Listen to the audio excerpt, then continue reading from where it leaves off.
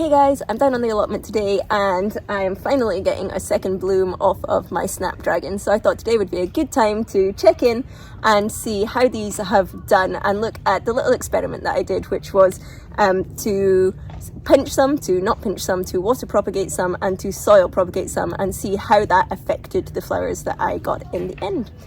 So let's check it out. For anyone that doesn't know, my name is Peggy and I am growing a cut flower garden here on my allotment in Kanagawa Prefecture, Japan, which is just south of Tokyo in USDA Zone 9B. Thanks for checking out my channel. Okay, so I had three different types of Snapdragon that I started at the beginning of the season. I had these, my Potomac, I had some Monarch mix, and I had a Madame Butterfly mix, and I've had hugely different results off of them all. So straight from the get-go, my Potomac, which is this one, Potomac Orange, it germinated faster, it was a healthier plant when I put it in the ground, it was much bigger, it was by far the first to bloom and has continued to be the best performer out of all of the Snapdragons that I put in. And there is an obvious difference between my not pinched, my pinched, my water propagated and my soil propagated. So let's have a closer look at that. So this plant right here on the corner has been my most prolific plant. It was the first to bloom and it has given me really nice long stems, strong stems. It gave me maybe 3 or 4 straight away, and I cut those and it has taken a really long time to come back. This is only just come back. So it says cut and come again, but that's been a good 3 weeks, possibly even a month, that it's taken these to come back. So if you are doing these for selling and if you need to have them constantly, then you're going to have to plant enough to allow a good 3 week to 4 week window for these to come back for you. And the ones that are coming back are definitely smaller stems, thinner stems. The flowers are about the same, maybe slightly smaller. But they're not as strong as the first ones that I cut. Next, I have my pinched. This bit that has no flowers on it. Now, it's not quite fair to do a direct comparison because this got knocked about by the storm that we had a couple of weeks ago, and one of these did die, so I do have less plants. It just got ripped out at the roots. This one does have flowers on it, but the stems are much thinner, weaker stems. It hasn't bloomed as quickly. It's taken about the same time for it to come back, but that is a really big bug. But in comparison, it's a completely different plant. And you know, the reason that you pinch your plants is so that you get more stems coming up. And I've just done a quick count, and there's not that much of a difference. In fact, my not pinched one now has 10 growing stems on it after me cutting out the first few main stems. And this one possibly has a little less actually, and the blooms are less usable. So yeah, I'm not very happy with that. Then I have these. Now these are my water propagated ones, which when I pinched out those ones, I rooted these in water and then planted them out. And these have been much more successful than my pinched ones. I have 15 growing stems on this. The stems are smaller, they are thinner, they are weaker, and the flowers are a bit different. I'll take a cut from each one and show you. Okay, so, I mean, there's a big difference. First, stem length. You can see that's if they're both at the bottom. I'm getting a much better stem length on my not pinched one. Stem thickness, again, is a huge difference. You know, that's going to stay in a pin frog for me. That's going to be a bit of a nightmare. And then the actual flowers themselves. I feel like I'm getting a much bigger, lusher flower head on the propagated, on the not pinched one, than I am on a propagated one. And this is the water propagated, which is doing a lot better than the soil propagated, which hasn't really done much at all. So I'm thinking, rather controversially, for next year, I'm not going to pinch my Snapdragon, or at least not the Potomac ones. Let's check in on my others. Okay, so then next in line I have my Monarch, and you can see the difference. These these, I don't know what's happened with these. I've actually gone back and checked the packet to make sure that I didn't buy the wrong variety, and that these, you know, you do get Snapdragons that only get 30-40 centimeters tall, which is what these have got. But it's not. These were supposed to be nice, big, tall snappies, and they just haven't. And as far as the pinching, not pinching thing goes, they're about the same of the same. So I mean, if you're growing these for your garden and you didn't mind having short ones, these have been really nice. I've really liked the colour. They've had a really nice purpley colour that came through, almost like a violet. And this dark red is quite nice, but for me, they have been completely unusable. Not only, let me see, how big can I get this? You know, I'm not getting stem length much more than that, which isn't very good.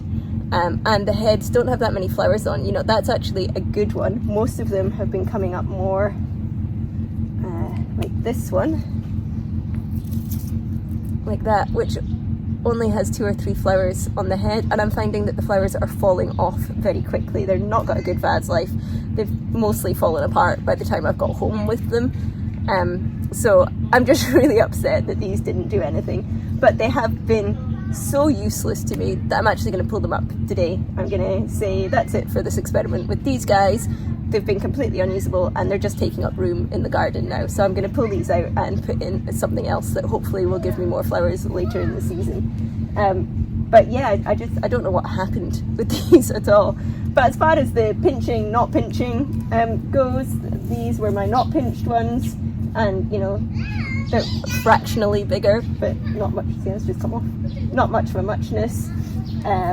These were my pinched ones, which are shorter, do have, I guess, a few more growing stems on them, but not enough to really make a difference.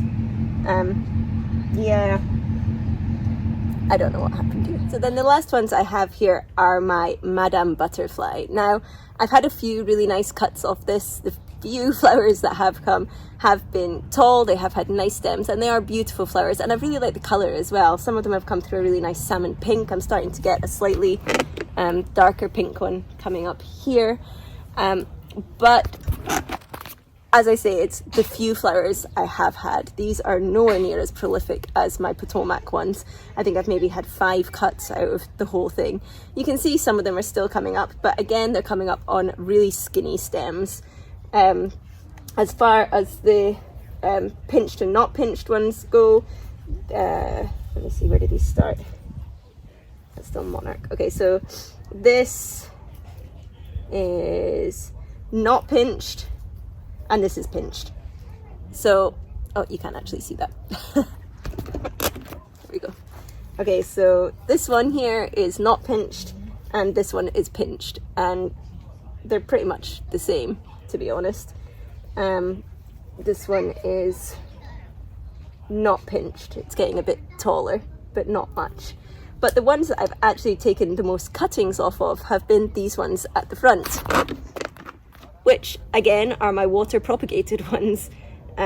These ones behind are my soil propagated ones. I'm yet to get a cut off them. This one's only about 10 centimeters tall, maybe a bit more, 20. But these water propagated ones are actually the ones that have been giving me the strongest flowers and the most blooms.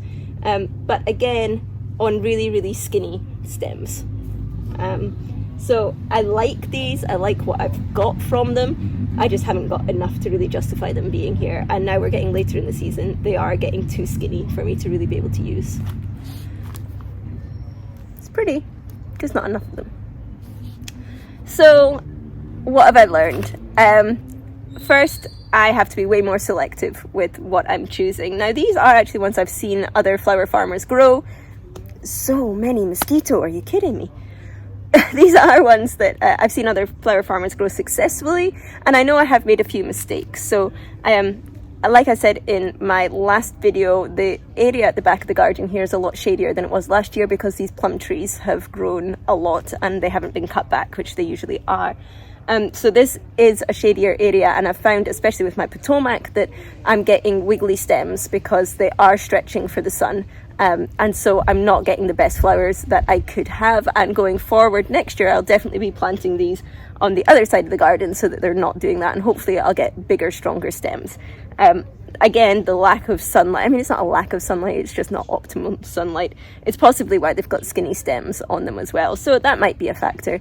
But I think next year I am going to have to be way more selective in the types that I grow. The Potomac are obviously a winner, and I think these fancier varieties, while they do look beautiful, they don't actually look that much more beautiful than the colours that I'm getting off of the Potomac.